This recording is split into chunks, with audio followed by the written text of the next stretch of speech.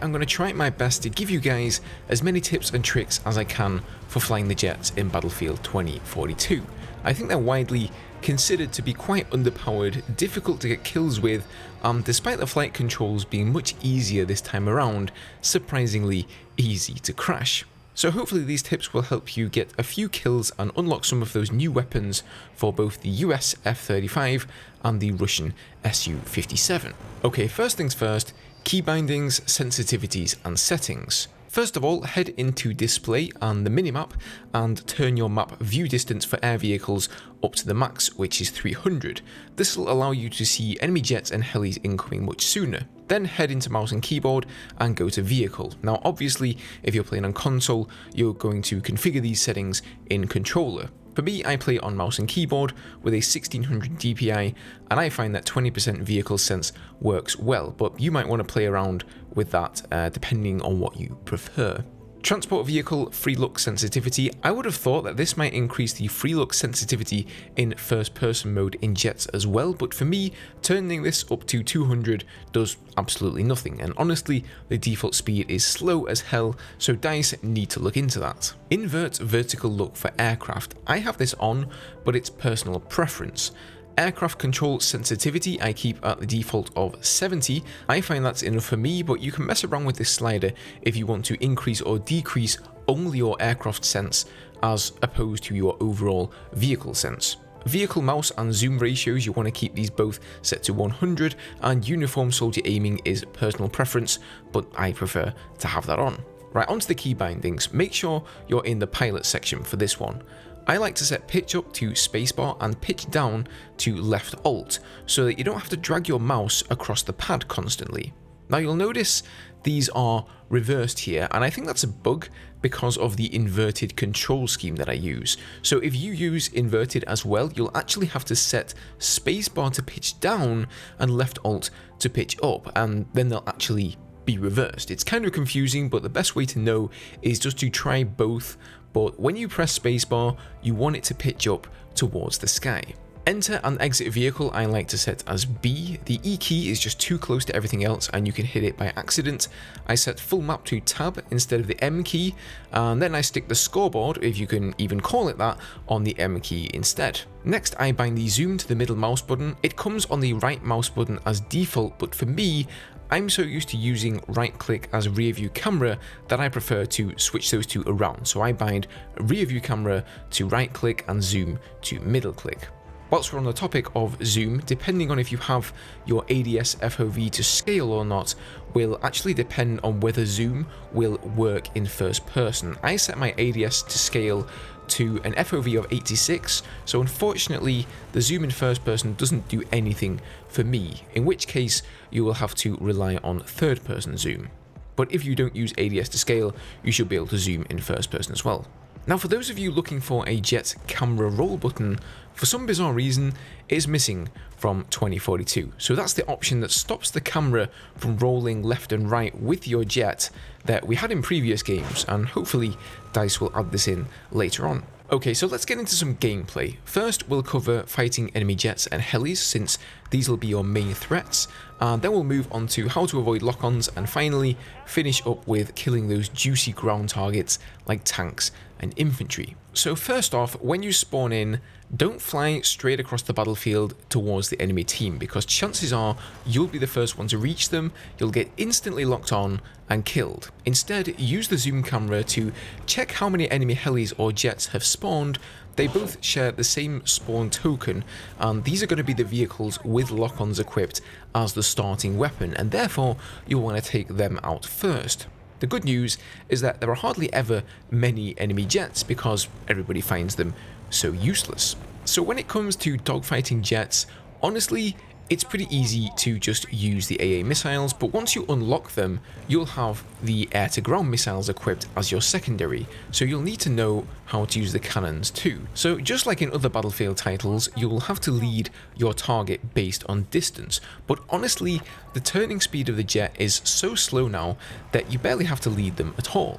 So even under the most extreme circumstances where you're right behind an enemy jet, you can still aim towards the nose of the enemy jet and you'll score some easy hit markers. When it comes to speed control in this game, 313 from the BF4 days is gone. Slamming on your afterburner seems to be the best course of action if you want to pick up speed fast, but I also find that alternating between that and braking can cause you to turn tighter, so that's generally the approach I've been going for. Now at this point it is important to note some of the major differences between the US jet, the F-35, and the Russian jet, the Su-57. So the Su-57 is faster and can therefore turn faster as well. Therefore, if you're in the F-35 in a dogfight, you're at a pretty major disadvantage. And we can argue about whether or not DICE should have balanced things this way, but that's the way it is. The Su-57 also has the quick repair perk as an unlock, allowing its modules to recover from damaged states and repair the aircraft faster. However, the F-35 does get hover mode, which is actually massively helpful, and sometimes in a dogfight I've used this to bait the enemy Su-57 into going full speed before activating hover mode and slamming on the brakes. The Su-57 cannot brake hard and fast enough and he'll shoot right past you. It is risky though. If he's already bled a lot of speed and is prepared for this maneuver, he'll just roast you. You also can't use the rear view camera whilst turning, and honestly the air radar in this game is terrible, so you have very little situational awareness for knowing where and when to not pull this maneuver out of the bag. So once the enemy jets are down, the next target you'll want to go for are the attack helicopters, who will more likely than not also be using AA missiles. If you're using the starting missiles, fire one as soon as you get in range and then follow up with the cannons. He might flare, but that's okay because next time you come around, they'll be on cooldown, and this time you'll hit him with the missile for sure. Now, if you don't have any AA missiles, you can use the cannons alone. You're just going to have to be very accurate and it's going to take you a little bit longer. If the heli hasn't seen you, I try to hold off on attacking him until I'm at a good range, where his hitbox will be big enough for me to land all of my shots. Once he starts pulling evasive maneuvers, it's going to be much harder to track him. And if you're in the F-35, you can even risk activating hover mode and just blasting him down where he stands, but obviously that's a bit risky as well. Now, flying around in the jet, you will inevitably get locked on a bunch, whether it be from enemy vehicles or infantry on the ground, and you have two ways to deflect lock-ons. Either line of sight them behind a building or terrain, or use your flares.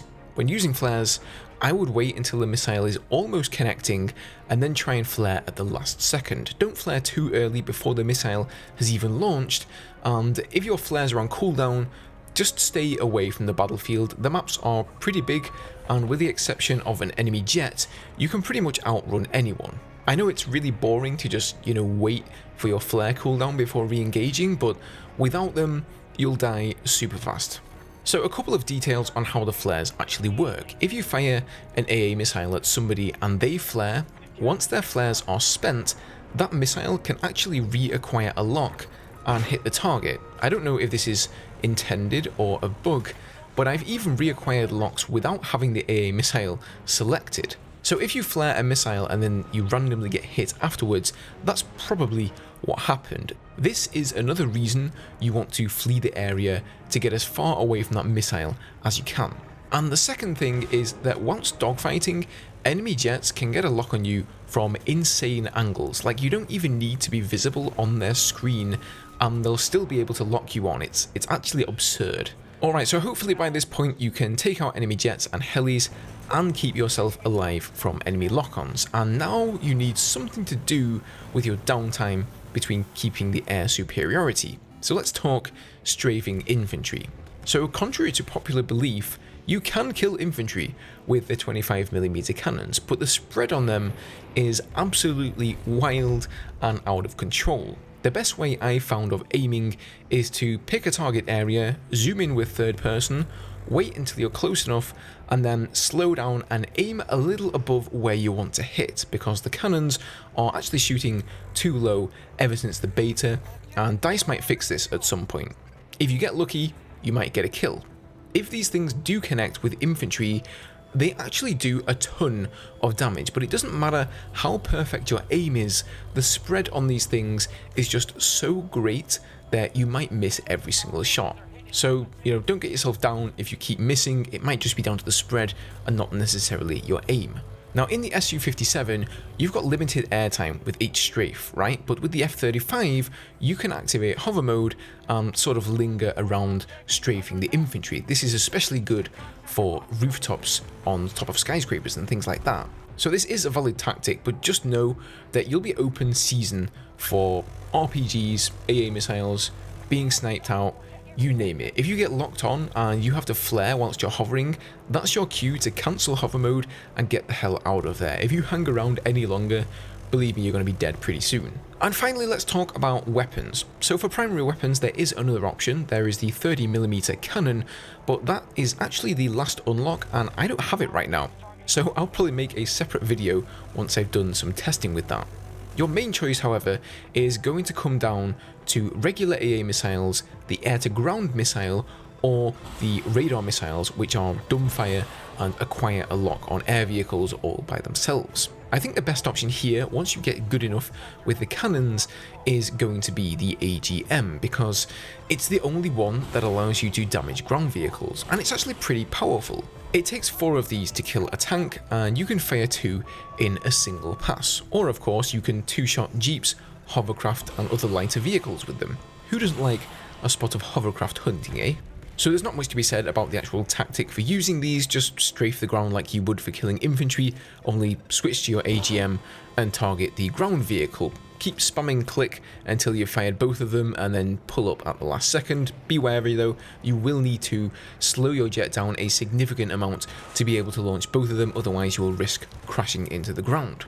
Now, the radar missiles are effective, but they have a slower travel time than the normal starter AA missiles, so what you want to do with those is wait until you're closing in on a target and then fire and hope it connects before it even has a chance to pop flares. But at the same time, you're kind of sacrificing that window that you would normally have to attack that helicopter with your cannons, so I'm not completely sold on the radar missiles yet.